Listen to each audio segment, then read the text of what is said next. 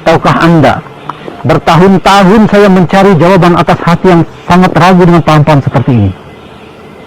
Alhamdulillah, tepat pada tahun 2009 lalu, saya temukan jawabannya setelah membaca sebuah buku yang berjudul Pembahasan Tuntas tentang Khilafiyah, yang mana buku itu ditulis oleh seorang ulama yang bernama Habib Muhammad bin Hussein Al-Hamid Al-Husaini. Dan tahukah Anda, sejak tahun 2009 lalu, saya sudah bertekad, saya sudah berniat akan menggempur orang-orang Wahabi itu sampai ke akar-akarnya. Kenapa? Karena saya merasa dibohongi, saya merasa dirugikan, saya merasa dibunguli otak saya dengan paham-paham seperti itu. Sehingga sampai saat ini, pengalaman pribadi. Dan sekarang baru sadar kami, ternyata saat itu kami sombong dan ujub. Itu dua sifat, sombong dan ujub, tapi nggak sadar. Sekarang kami baru sadar. Sehingga mereka-mereka yang belum sadar itu sombong dan ujub. Kenapa sombong dan ujub? Karena mereka tidak mau menerima kebenaran. Kalau dari luar kelompoknya itu sombong. Yang kedua ujub, karena mereka merasa lebih baik dari yang lain, mereka merendahkan yang lain. Kami dulu begitu, dan sekarang kami baru sadar. Kami bersyukur kepada Allah Bapak Ibu. Dulu ketika kami masih seperti itu yang ada itu kebencian. Orang sepandai apapun, kalau di luar kelompok kita, gak ada nilainya di depan mata kita. Tapi setelah kami putuskan keluar, kami mau membuka diri, kami tambah referensi pengajian, baca buku, Masya Allah, luar biasa. Ini ilmu lautan yang gak bertepi. Sehingga kami sekarang walaupun beda pendapat tetap saling cinta.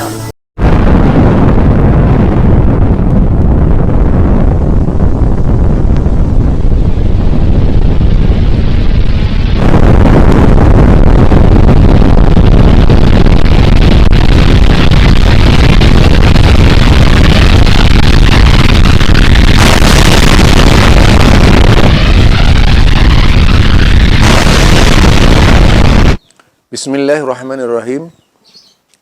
Assalamualaikum warahmatullahi wabarakatuh. Alhamdulillahirabbil alamin. Kembali bersama Zulkarnain Al-Maduri.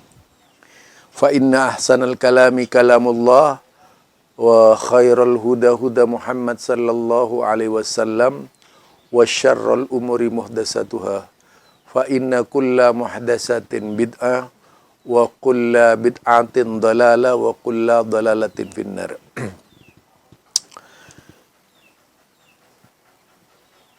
Ini saya ingin berbicara terkait dengan pemahaman Ustadz Saleh Hadrami. Yang kedua dengan seorang yang tidak saya kenal, tapi kayaknya dendam sekali dengan Wahabi. Ini benar-benar Wahabi fobia. Orang yang takut dengan kehadiran Wahabi. Orang yang takut dengan pernyataan-pernyataan Wahabi. Orang yang takut dengan hadis-hadis yang dibawakan oleh Wahabi. Nah, itulah yang tentu saja memberikan dorongan kepada saya untuk mengangkat terkait benarkah kalau masuk dalam yaitu kelompok Wahabi itu bisa sombong dan pengetahuannya itu cetek. Ataukah sebaliknya orang yang di luar Wahabi yang sombong dan cetek? Atau mungkin karena tidak mampu, yaitu secara keilmuan, memahami kitab-kitab Wahabi. Kalau kita meniru perkataan orang-orang yang selalu menyebut-nyebut Wahabi. Jadi kalau dari Ustadz Saleh Hadrami tadi itu, dulu saya juga sombong dan sebagainya gitu. Maksudnya ketika masih Wahabi. Lah sekarang yang saya temui justru orang-orang yang bukan Wahabi teriak-teriak di forum-forum anti-Wahabi itu paling sombong menurut saya. Menunjukkan kebenciannya, kejengkelan, penuh angkara, tidak bisa menahan amarah, melontarkan berbagai macam kedengkian, hasad, hasut, fitnah dan sebagainya. Itu yang saya perhatikan. Hingga tega-teganya membuat pernyataan-pernyataan tidak benar tentang Wahabi gitu. Dan pernyataan yang dibolak-balik tentang Wahabi. Itu lucunya ya. Lucunya di situ, lucunya di sini gitu. Itu mungkin yang harus menjadi pandangan dari Ustadz Saleh Hadrami itu. Jadi jika membaca dengan seksama keberadaan kondisi sekarang ini yang terjadi di luar sana, bagaimana mereka membakar kebencian itu sehingga menjadi api unggun yang membakar banyak orang dengan penuh kebencian. Apakah itu bukan sebuah kesombongan sampai misalnya membubarkan pengajian? Justru itu adalah kehangkuhan, kesombongan yang terorganisir. Jadi kebencian kepada Wahabi itu tak sehat lagi. Dan kebencian kepada Wahabi sejarahnya bukan baru, itu sudah lama. Sejak saya belum ada sampai saya ada itu sudah banyak kebencian terhadap Wahabi. Jadi bukan sekarang. Lah buktinya banyak tokoh-tokoh di Indonesia yang literaturnya itu menggunakan kitab Syekh Muhammad bin Abdul Wahab. Contohnya Syekh Muhammad Nasir baik-baik saja. Banyak lagi tokoh-tokoh sekelas Ustadz Ahasan, sekelas Bung Karno, baik-baik saja dengan kitab Wahabi itu, tidak sombong, tidak takabur. Terus tiba-tiba ada orang menyatakan kalau seolah-olah kalau masuk dalam grup Wahabi itu sombong. Ini tentunya orang yang tidak banyak membaca itu. Baca sejarah lah, berapa banyak tokoh di Indonesia ini. Kan Wahabi bukan baru. Dulu Mas Humi juga dituduh Wahabi. Tokoh-tokoh politik di masa Soekarno itu banyak sekali yang diindikasikan Wahabi. Mereka tidak pernah menunjukkan kesombongan, bahkan mereka itu benar-benar mempelajari kitab Syekh Muhammad bin Abdul Wahab untuk menunjukkan kebenaran agama.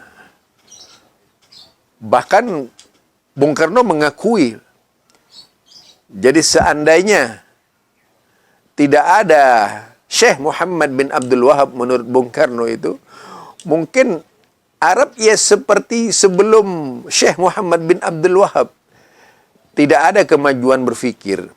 Ini juga sebenarnya mematahkan setiap orang yang membenci Wahabi ya, dari Bung Karno. Bung Karno itu tidak terindikasi apapun pada waktu itu. Nah, surat dari Endeh adalah surat yang mencerminkan dialog antara Bung Karno dan Ustadz Ahasan. Itu berbicara tentang Wahabi. Surat dari Endeh itu cukup banyak ya, isinya bagaimana yang sebenarnya sikap mereka berdua terhadap Syekh Muhammad bin Abdul Wahab. Itu tercermin di dalam surat dari Endeh yang dikirim oleh Bung Karno tadi itu. Endeh itu kalau nggak salah rumah tahanan ya pada waktu itu, tahanan Bung Karno ya. Nah, yang kedua, kita melihat Hos Cokro Aminoto juga adalah Wahabi. Kita juga melihat Bapak Muhammad Nasir Wahabi.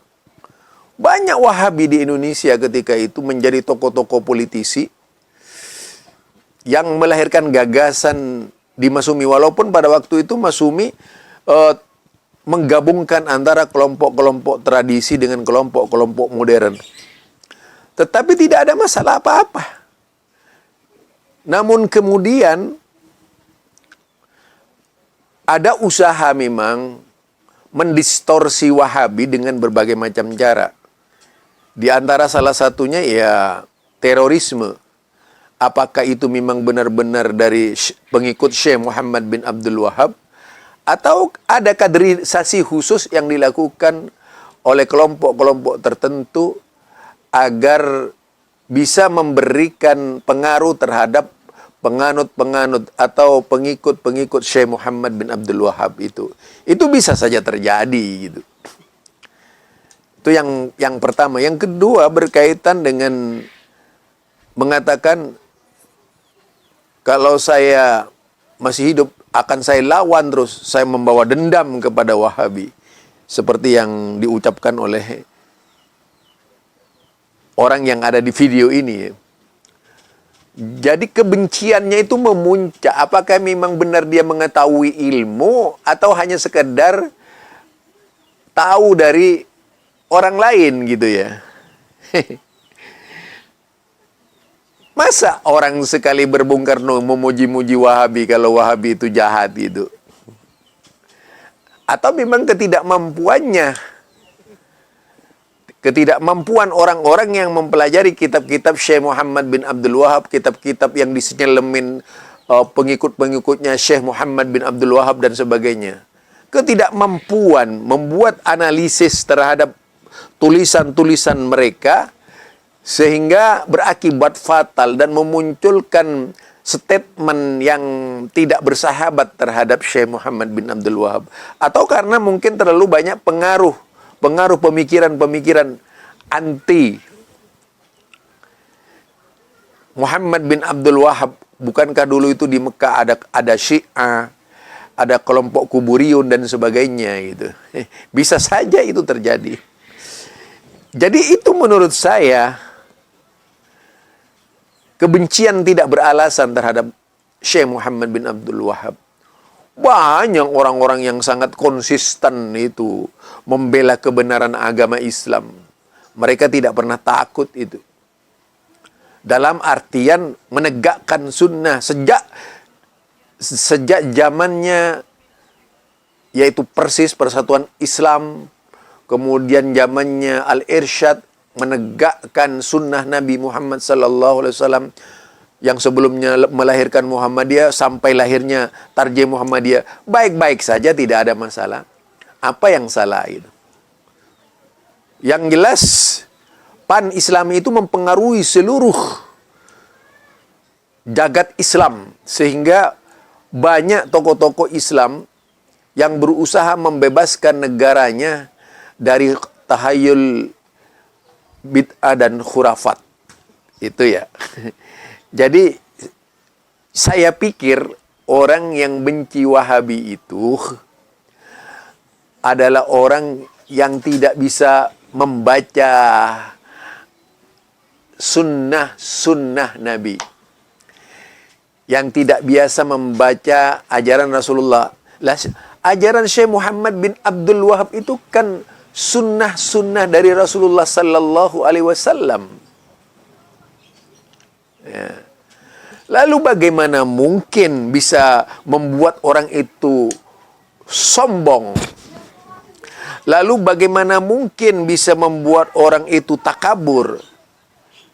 Ya tidak mungkin lah. Yang diajarkan hadis-hadis Nabi. Kalau mungkin ada, itu ya mungkin oknumnya. Bukan hanya Wahabi kalau mau berbicara sombong. Banyak sekali. Di Aswaja tidak sedikit juga orang-orang sombong. Dengan bahasanya yang tidak teratur dan bahasanya yang awut-awutan, seperti rambut awut-awutan itu. Ya. Dia menunjukkan kesombongannya orang-orang yang ngaku Aswaja ketika menanggapi Wahabi gitu.